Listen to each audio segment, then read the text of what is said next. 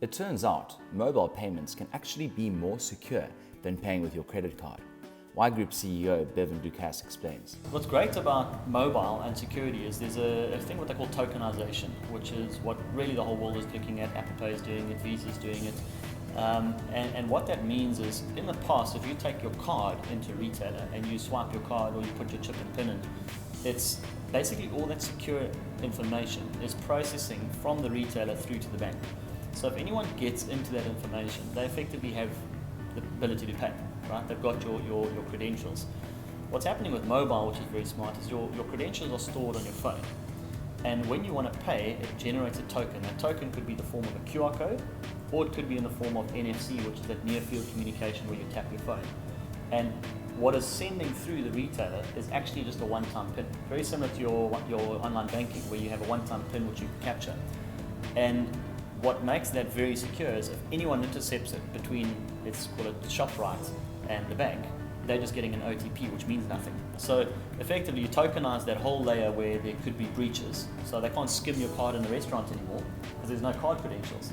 So you're scanning that one-time token, which could be a QR code. It then hits the platform, and then between the bank and that layer, that's where the processing and the security happens. But that's very secure. Do you know what I mean? So your banking app is hugely secured at the moment. The stuff that's not secure is actual information sitting on a card, and that now never leaves the store or never gets captured by the store. The WiGroup CEO explains how retailers and banks can keep their identity while using a stable payment mechanism. The other important thing for retailers and banks to understand is that for them really to thrive in their strategy, there's some parts where they're going to want to play almost like in an exclusive way. So the way they use mobile will be different to the way another retailer uses mobile, or the way their app works in a banking will be different to another bank.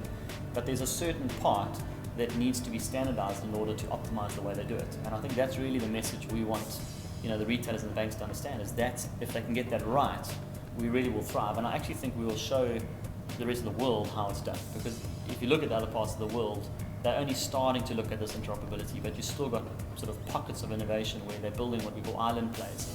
And it really limits the abilities for the whole ecosystem to thrive. So where to now? Bevan gives us some ideas of where mobile payments are heading. I think it's massive, and you're right, we've seen a massive change in the last year. The likes of Uber, the likes of SnapScan, those guys have really pioneered a lot of what's happening and grown the market to adopt the fact that I can just scan my credit card in and start paying. Takealots from an online perspective has done a great job. So, but we're still at the tip of the iceberg, and that's what's exciting. I mean, there's just a world of opportunity.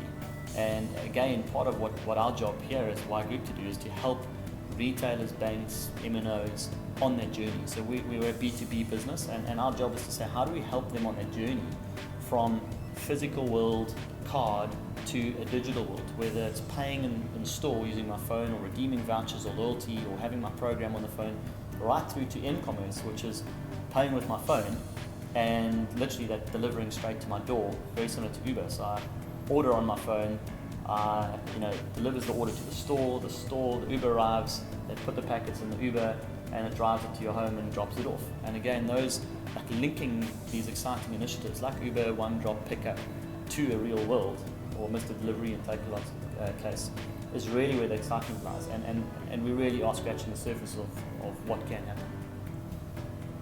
Okay, lots of success stories. Are there lots of failures out there in this country? Yeah, I mean, I think with every success story there's probably 20 failures, and with every success story, even within WiGroup, there are 20 failures. I mean, that's the great part. It really is that cliche, but in order to grow, you have to fail, and you learn from your failure, and then you do something else. So there is a lot of failure. We deal with so many guys trying to start things up, but that's just the nature of being in a startup. And I think if you're wanting to start things and you're wanting to create, and it's not just startups, we see major retailers and major banks failing all the time. But I think we need to, if we want to do well as an ecosystem, we actually have to be okay with failing. It really is a key path. I find what's more destructive to corporates mainly is they're so scared of failing that they do nothing, and that whole sort of never moving mentality is I believe a way worse place to be than someone who's trying and failing, because eventually they will sort of maneuver it to a success, and I think that's what's key.